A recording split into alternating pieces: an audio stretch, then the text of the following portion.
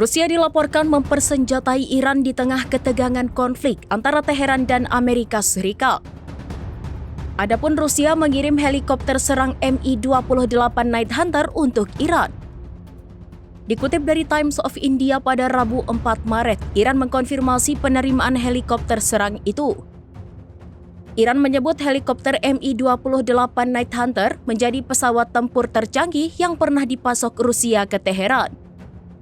Kedatangan pesawat tempur ini menandai lompatan besar bagi armada helikopter Iran yang sudah tua. Pasalnya selama beberapa dekade, Teheran mengandalkan desain era Perang Vietnam. Iran mengklaim 3 helikopter Mi-28 bantuan Rusia telah tiba, bahkan kemungkinan akan ada lebih banyak unit yang dikirim ke Teheran. Pesawat ini telah diuji coba dalam pertempuran di Suriah dan Ukraina. Mi-28NI ini diklaim dapat memperkuat pertahanan Iran, terutama di tengah ketegangan regional dan ancaman serangan dari Amerika Serikat. Tentu saja bantuan dari Rusia ini mampu membuat Amerika Serikat was-was.